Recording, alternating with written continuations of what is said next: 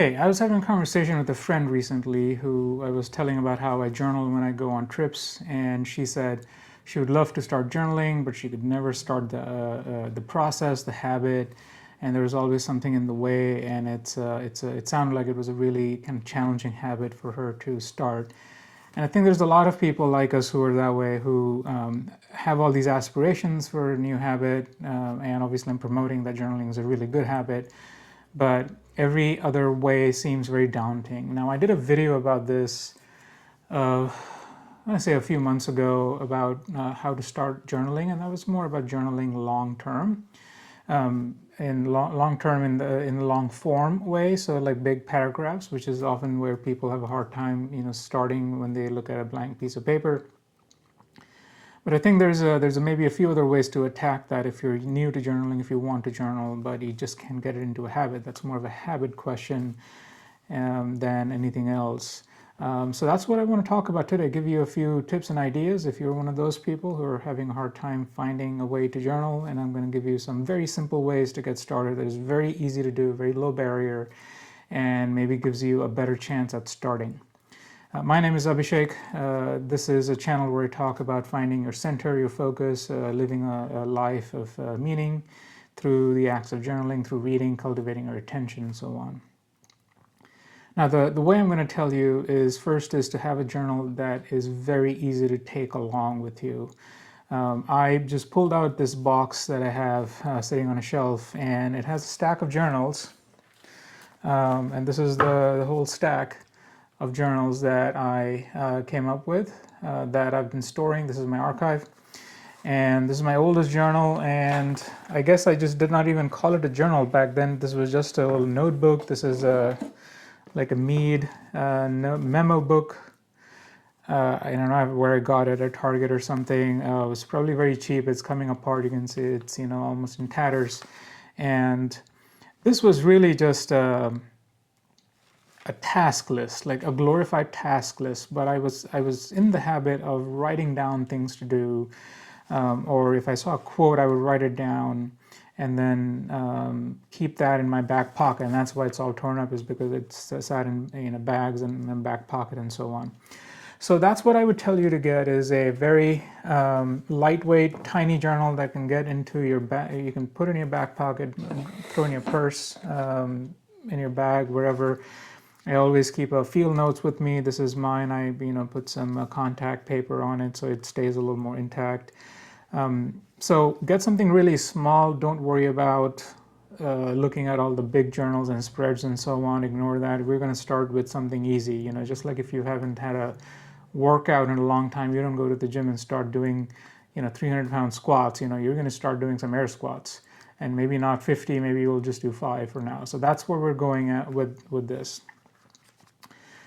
So get one of these, but then here's the thing: it's not just like get a small journal and you're good to go. There's a lot of people have made some videos about this. I don't think it's quite that easy, because it's missing the system, right? So you get a journal, you're missing the system, and here's the system. It's going to have 3 parts, and the most important part of that is reflections. And I did a video about that recently, but I'll just tell you how to do that here. So you're going to open up the journal. You're going to go to a page, you're going to put the date, and every day you need to write 1 sentence, and that's it. Nothing more. 1 sentence that talks about the day.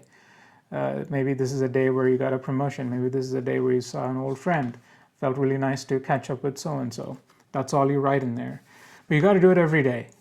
And that's the key, because that's how you build a habit. You build a habit by having something that is continuous, that is repeatable, that you can track. Like, did you do it or not? Now, you miss a day here and there, that's fine, but get back on it, because here's where the second part comes in. You just do 1 sentence a day during the day, and then when you get to a weekend, and preferably like a Sunday, you need to review everything you wrote in the past. This is the reflection. So you look at the last 7 days, and you write minimum of 3 sentences. All right, that's what I want you to do. You can write more, you can write a whole paragraph, you can fill the whole page. That's fine, but I want you to write minimum of 3 sentences that talks about the week that went past.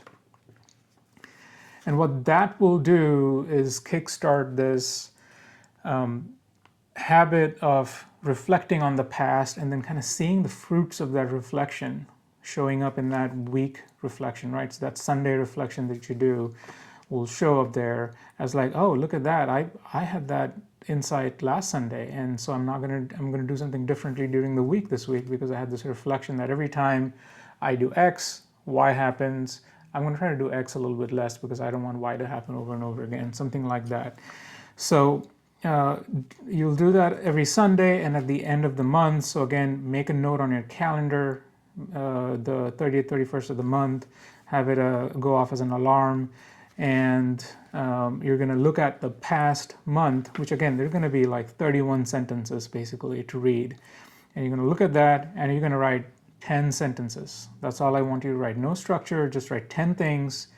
And you could maybe phrase it in the form of, hey, this is the stuff that went well, this is the stuff that did not go well, and kind of write it that way.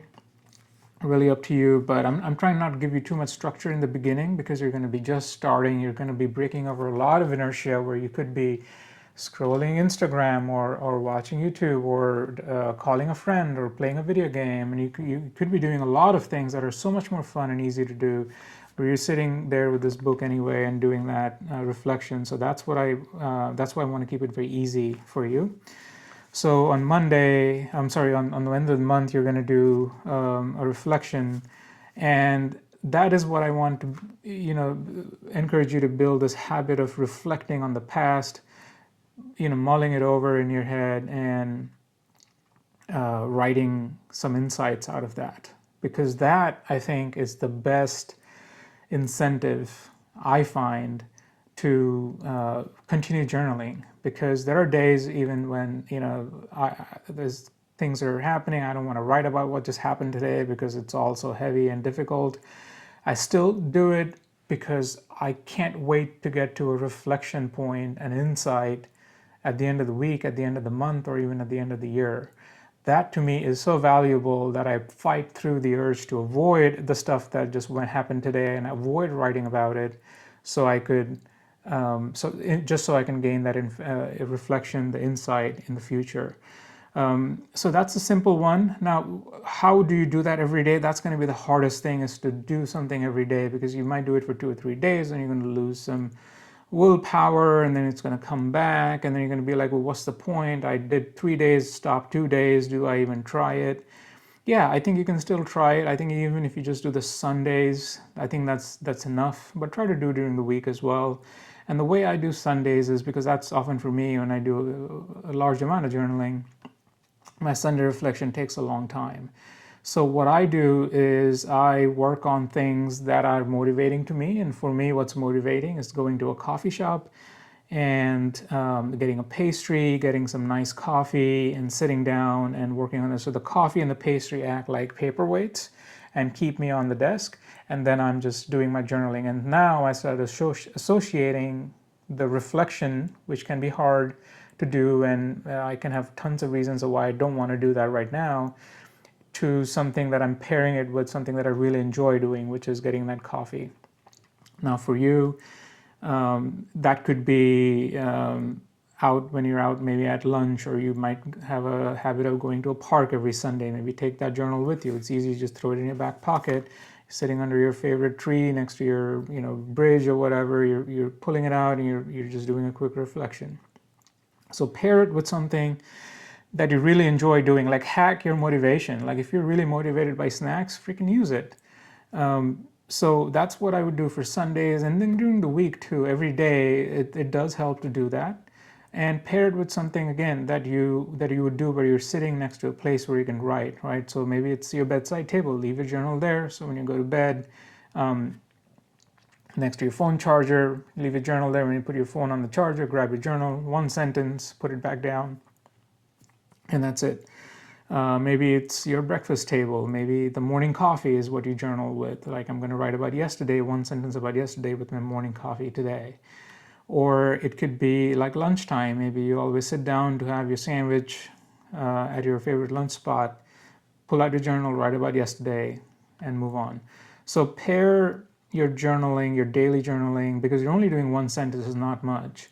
You pair that with another thing that you always do, and get to that reflection point. Get to that reflection on the weekend, get to that reflection at the end of the month, and then see how that is, starting on, because you might start graduating up from 1 sentence a day to 5 sentences a day, or not, but you could.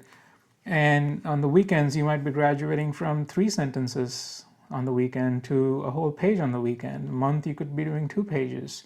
So those are all things that you can expand on. That structure is very flexible, but this gives you a really good way to start. And then once you've started, once you've gained that momentum, you can then figure out, all right, now what kind of journaling system do I need? What kind of journaling planning system do I need? Do I need to go with a planner?